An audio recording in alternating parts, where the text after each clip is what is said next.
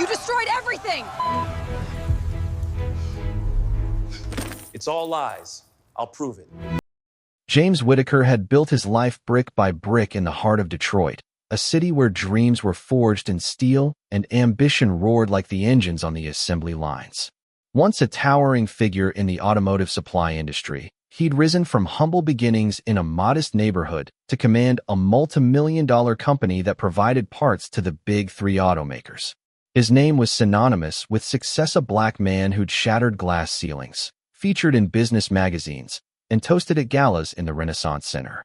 But fate has a way of turning triumphs into tragedies, and for James, it started with a whisper that grew into a storm. It was a crisp autumn evening when the accusations hit the headlines. His wife, Elena, whom he'd met at a charity event years ago, filed for divorce with claims that painted him as a brute. She spoke of heated arguments escalating into physical confrontations, of marks hidden under makeup, and nights spent in fear. James was stunned. Their marriage had been rocky, filled with disagreements over his long hours at work, but violence? Never. He denied it vehemently. But in the court of public opinion, especially in an era where social media amplified every allegation, proof seemed optional. The Detroit Free Press ran with it. Tycoon accused of domestic abuse, empire in jeopardy. Investors, skittish about controversy, pulled out overnight. Board members distanced themselves, citing reputational risks. Even old friends from the Chamber of Commerce stopped returning his calls. The legal battles dragged on for months, turning courtrooms into battlegrounds where lawyers dissected their private life. James watched helplessly as his assets were frozen, properties auctioned off to cover mounting fees. His sprawling home in Grosse Pointe, with its manicured lawns and lake views, was sold to strangers.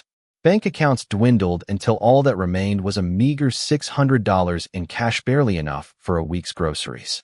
One rainy afternoon, after the judge's final gavel fell, James packed a single duffel bag with what little he could salvage, a few changes of clothes, a faded photo of his parents, and a silver tie clip from his first big deal.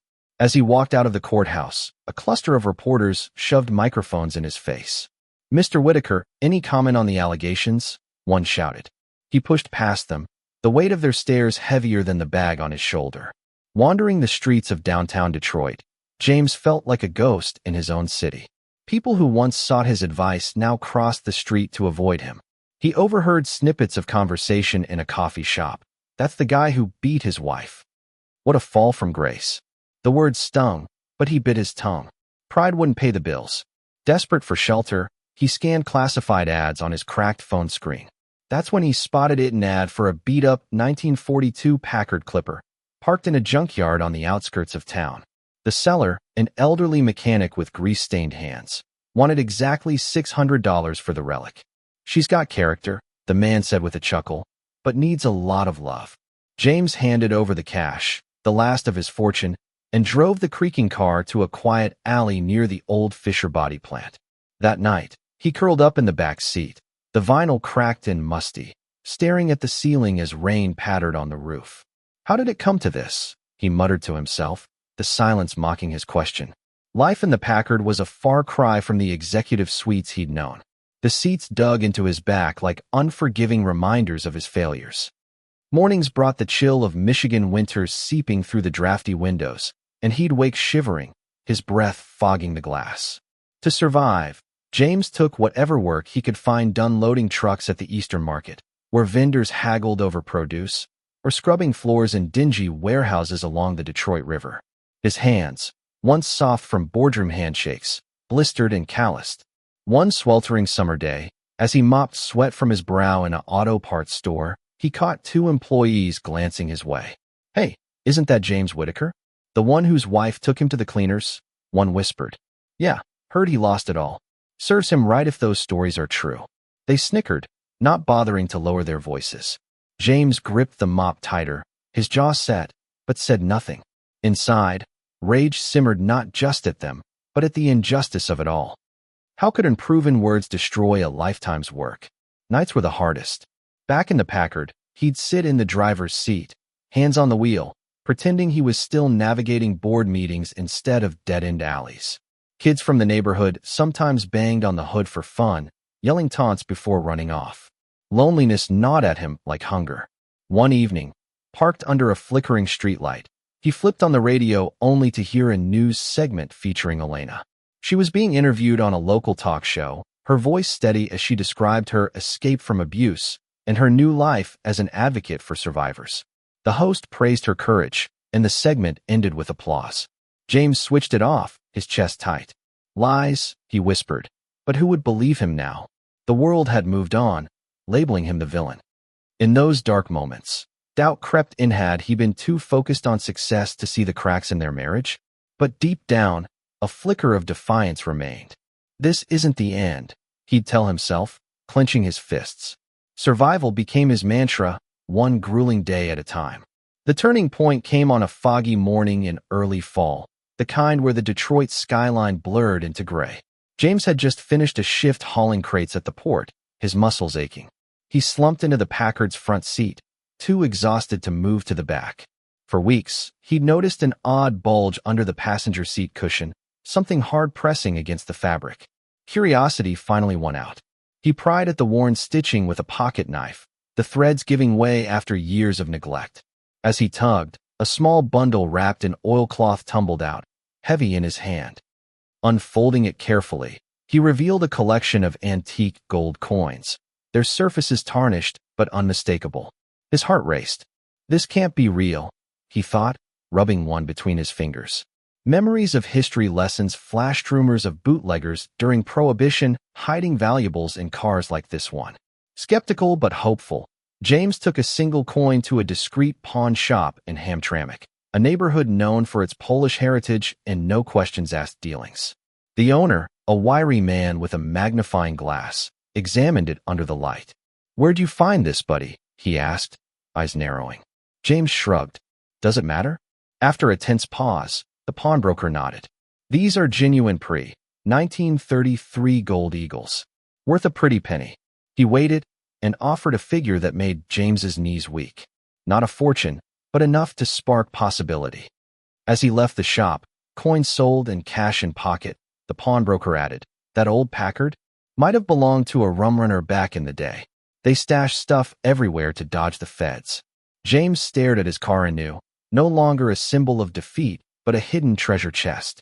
He proceeded cautiously, selling the coins one by one at different shops across Metro Detroit to avoid suspicion. The money trickled in enough for a hot meal here, a cheap motel night there. But James had a plan. He scouted a rundown garage in Dearborn, the birthplace of Ford, where the building sagged under neglect but held promise. With his first substantial payout, he bought it outright, tools and all. Days turned into weeks of solitary labor, patching leaky roofs, organizing rusty equipment, and advertising basic repairs in local papers. At first, customers were scarce, eyeing him warily. "Aren't you that Whitaker fellow?" an elderly woman asked as he fixed her flat tire. "Heard some rough things." James met her gaze steadily. "Ma'am, everyone deserves a second chance. Let my work speak for itself." Her car rolled out smoothly, and she returned the next month with friends. Word spread through the blue-collar community's mechanics talking at diners, families sharing at church. James poured his soul into every job, from oil changes to engine overhauls, treating each customer like his only one. He expanded cautiously, hiring a young apprentice from the local community college, teaching him the ropes while rebuilding his own skills. Small contracts followed, supplying refurbished parts to independent shops, then logistics deals hauling components between factories. Investors who'd once fled began sniffing around again, drawn by whispers of his comeback. James vetted them carefully, remembering the betrayals. "Loyalty matters," he'd say in meetings, his voice firm. Over 3 years, his business grew from a one-man operation to a thriving enterprise, employing locals and contributing to the city's revival. As his star rose, cracks appeared in Elena's narrative. Anonymous tips led journalists to dig deeper. Leaked emails from her circle revealed coordinated efforts to embellish stories, doctored medical reports, staged photos of injuries. Former acquaintances came forward, admitting pressure to corroborate her claims for personal gain. The Detroit News ran a series. Unraveling the Whitaker scandal was justice served. Public opinion shifted, Elena's speaking engagements dried up, sponsors backed out. James didn't fuel the fire.